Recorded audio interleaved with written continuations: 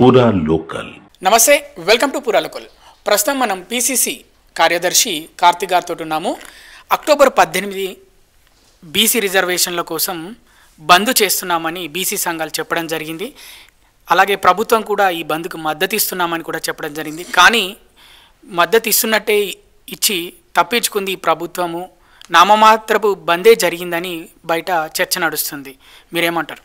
ఇప్పుడు కాంగ్రెస్ పార్టీ బంద్కు పూర్తిగా సంపూర్ణమైన మద్దతు ప్రకటించింది. కాంగ్రెస్ పార్టీ ప్రజలతో పాటు ముఖ్యంగా బీసీలతో పాటు కలిసి రోడ్లపైకి వచ్చి తన నిరసనని, తన అభిప్రాయాన్ని వ్యక్తం చేసింది.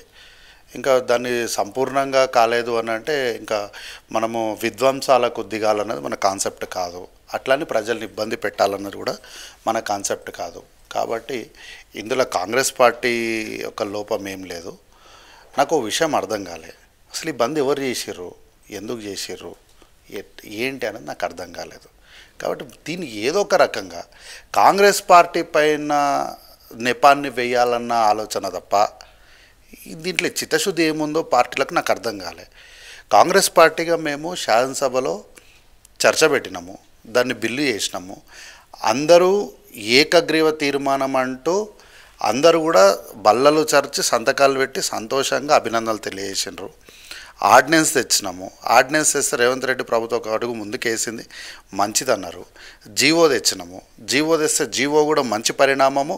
రేవంత్ రెడ్డి గారు బీసీలకు అండగా నిలబడే ప్రయత్నం చేస్తున్నారు. ఇదంతా కావడానికి మేమే కారణం అని కూడా ఇదే పార్టీలు అన్నాయి. కోర్టుకు వచ్చేసరికి కోర్టుకు వెళ్ళింది ప్రభుత్వం. కోర్టుకు వెళ్ళిందా? ప్రభుత్వం పైన కోర్టుకు వెళ్ళినరా?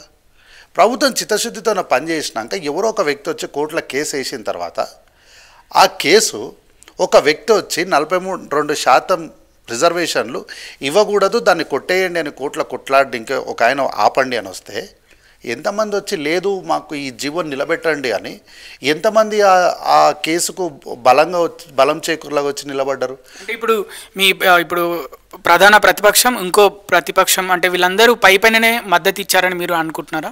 ఈరోజు జరిగిన ధర్నాల పూర్తి స్థాయిలో పార్టిసిపేట్ చేసిన ఒకే ఒక పార్టీ కాంగ్రెస్ పార్టీ. మిగతా పార్టీలు అందరూ కూడా ఏంది అంటే మంచిగా గంజి పెట్టిన బట్టలు వేసుకొని వచ్చి ఒక కండువాలు వేసుకొని ఈరోజు జరిగిన బంద్ మొత్తంలో కూడా ఒక్క కాంగ్రెస్ పార్టీ మాత్రమే చిత్తశుద్ధితో పాల్గొంది.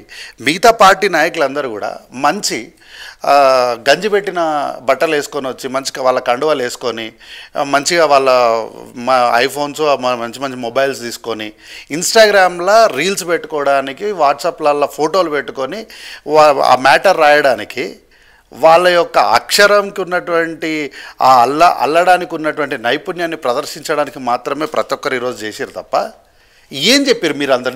నేను సూటిగా అడుగుతున్నా, బీజేపీని బీఆర్ఎస్ని నేను సూటిగా అడుగుతున్నా. మీరు ఈరోజు బంద్లో పాల్గొన్నారు కదా, ఏం చెప్పారు? మీ ప్రశ్న ఏంటి? ఎవరిపైన మీ పోరాటం చెప్పండి. బీజేపీ పార్టీ అంటే రాష్ట్ర పార్టీ కేంద్ర పార్టీ పైన ధర్నా చేసిందా? బీఆర్ఎస్ పార్టీ రాజ్యసభలో తమకున్నటువంటి ఎంపీలతో ఓట్లు వేపిస్తామని చెప్పి అడ్జైన్మెంట్ మోషన్ ఇస్తే అడ్జైన్మెంట్ మోషన్కి అనుకూలంగా ఎవరు ఇన్ప్లీడ్ కాకుండా ఆ రోజు పారిపోయి ఈరోజు మళ్ళీ అంటే ఈ బీఆర్ఎస్ పార్టీ గల్లీ పార్టీ రాష్ట్ర స్థాయి పార్టీ మీద ధర్నా చేసిందా? మీరు ఎవరిని ప్రశ్నించారు? మీరిద్దరు నేనైతే కాంగ్రెస్ పార్టీగా, నేను బీజేపీ పార్టీని, కేంద్ర ప్రభుత్వాన్ని నా ప్రశ్న. మీ ఇద్దరు ప్రశ్న ఎవరికి చెప్పండి? You don't have question. అంటే మీ ప్రభుత్వం నడుస్తుంది తెలంగాణ రాష్ట్రంలో. మధ్యాహ్నం నుంచే మళ్ళీ బస్సులు స్టార్ట్ అయినాయి. మెట్రో యథావిధిగా నడుస్తుంది. దుకాణాలు అట్లనే ఓపెన్ అయినాయి. మారోడీలు కూడా మేము షాపులు బంద్ చేయము ఈ బందులు ఉంటే, ఎందుకంటే ఇది దీపావళి సీజను, మాకు బిజినెస్ ఎక్కువ అవుతుంది అని వాళ్ళు ముందే చెప్పిన పరిస్థితి. అంటే మీ ప్రభుత్వం చూసి చూడనట్టే ఉంది అని అంటున్నారు. ఇప్పుడు మేము బంద్ చేయము అని ప్రజలు చెప్పారు అనుకోండి, అది వాళ్ళ విఘ్నత. ఇప్పుడు వాళ్ళని మనం వెళ్ళి బలవంతంగా దాడులు చేసి వాళ్ళని మూయించి ప్రజల్ని ఇబ్బంది పెట్టి జనజీవన స్రవంతిని మొత్తం అస్తవ్యస్తం చేయడం వల్ల వచ్చిన లాభం ఏంది? మనం చెప్పాలనుకున్న విషయము చెప్పినాము.